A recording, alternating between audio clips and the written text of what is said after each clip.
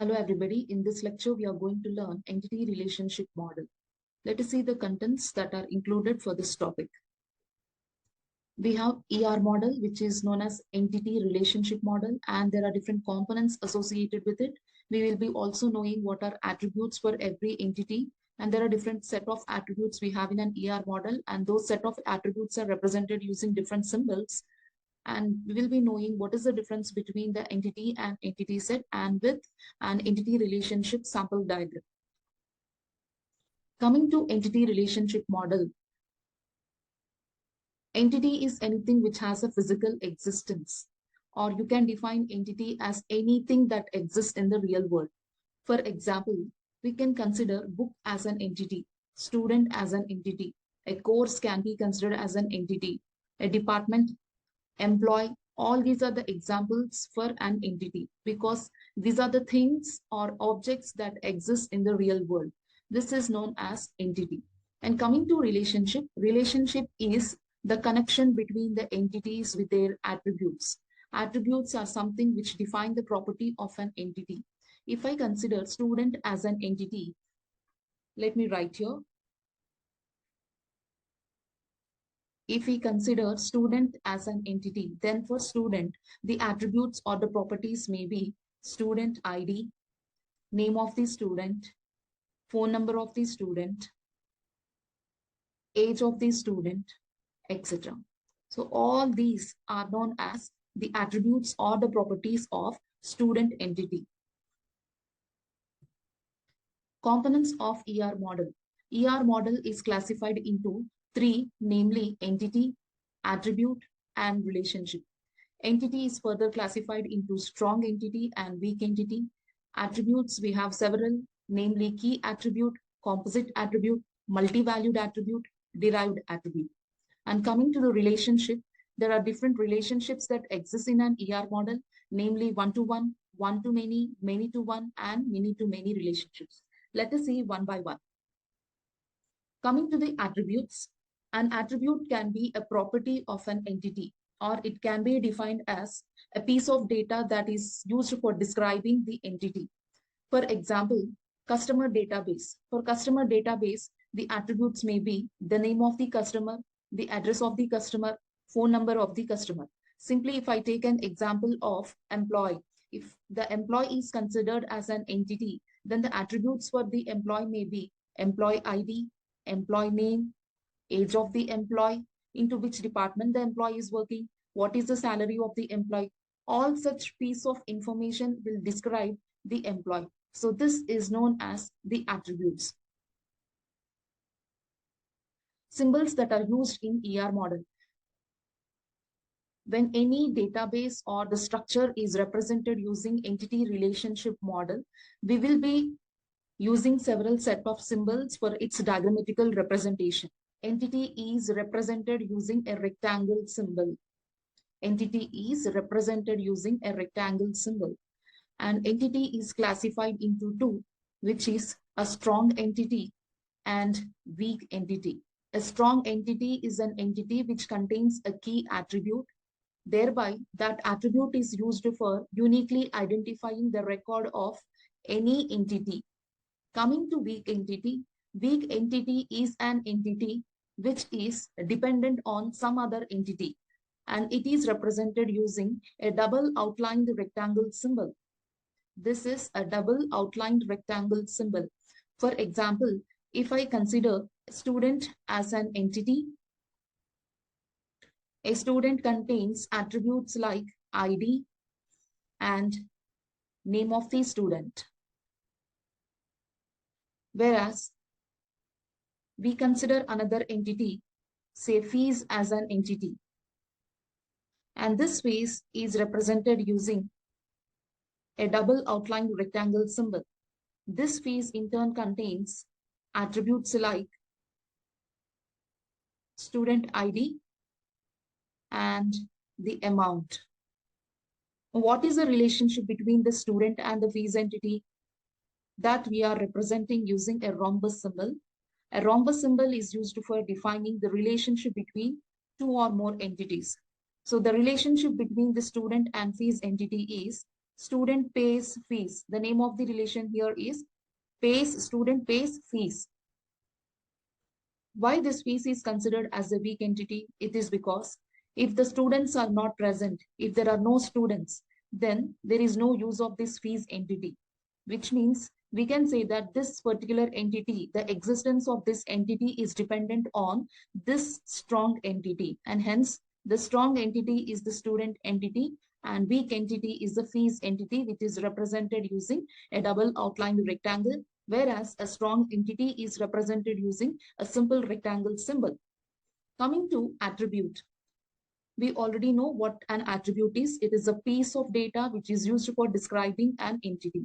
So here in this example, we consider ID and name as the attributes or the properties that define the student entity. Coming to the other components of ER model, we have key attribute. As said before, in strong entity, there might exist a key attribute which is used for uniquely identifying a record in the table or a relation. And that key attribute is represented using an owl symbol and the column name is underlined. The underlined column name indicates that it is the key attribute. Coming to composite attribute. Composite attribute is an attribute which is further divided into several attributes. For example, if I consider the name of the student, consider the complete name of a student. This is the student entity, and the student entity contains an attribute, say name. This name can be further classified into two. Let us say the first name of the student and the last name of the student. It can be a middle name of the student also. So likewise, the name attribute of the student entity is further classified into other attributes, namely first name, middle name, and last name of the student. And this can be represented using this symbol, which is known as composite attribute. And coming to multi-valued attribute, it is represented using double outlined oval symbol. Consider student, any entity, say person as an entity.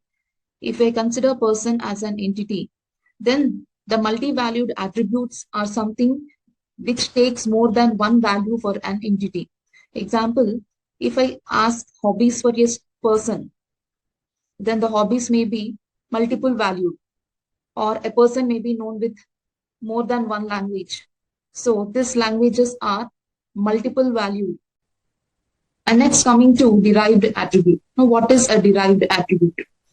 Derived attribute is represented using a dotted oval symbol. And let us see the example for it.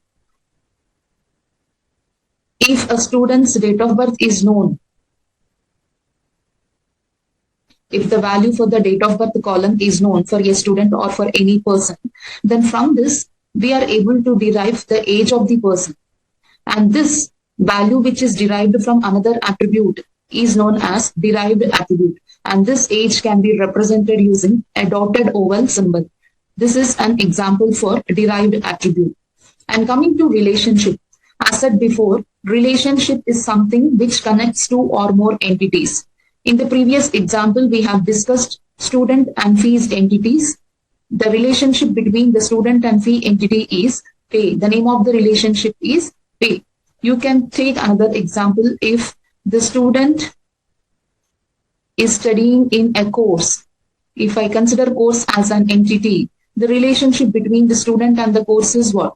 Student studies a course. Or you can write student enrolls a course. Here the name of the relationship is enroll. Coming to participation constraints, it is again classified into partial participation and total participation relationship. Let us see what is the difference between total and partial participation. Total participation constraint of an entity represents each entity in the entity set must have at least one relation in the relationship set. Similarly, the partial participation of an entity is a vice versa with the total participation. And what is an entity set? Entity set is a collection or set of all entities of a particular entity type at any point in the time. Here we have an example of several set of employees who belongs to one particular type of entity. So here the employees present at that particular instant of time may vary with the set of employees that exist at some other time. So this is represented using this symbol. Here we have an entity set with three different employees, namely employee 1, employee 2, and employee 3. These three are the same type of entities that exist. Now let us see an entity relationship model for an employee working in a company. Here the diagram depicts four different entities, namely employee, department, project, and dependent. These are the four entities which are represented in a rectangle symbol, and every entity has got their own properties or attributes. If I consider employee, the employee contains attributes like date of birth, date of joining, address, name of the employee, ID of the employee, and gender of the employee. If you see here, the ID of an employee is underlined, which means this is considered as a key attribute. Key attribute will uniquely identify the record of an employee in the employee entity. And we have department here, which is also an entity with several set of attributes, namely department number, name, and the location where the department is. Department number is a key attribute here. With the help of the key attribute, we can easily identify the department name.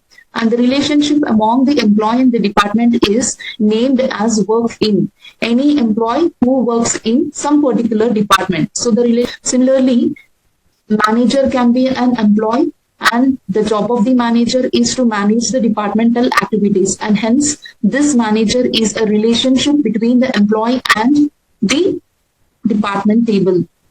And there exists an attribute for the manager, that is since, from how long the manager is managing the departmental activities. So this can be considered as an attribute for this relationship.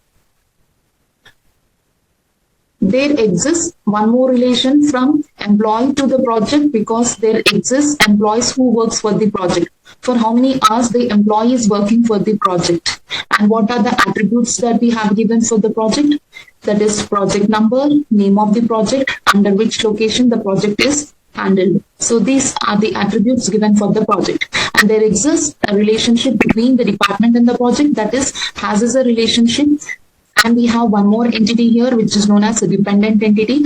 And there exists a relationship between the employee as well as dependent. That is, dependent of is a relationship name between the entity, employee as well as dependent. So what is this dependent? Dependent is telling something about the family members of the employee. Dependent has got several attributes like dependent name and gender, as well as the relationship with the employee. These are the attributes given for the dependent relationship. And this simply depicts an entity relationship model for an employees working in a company. Thank you.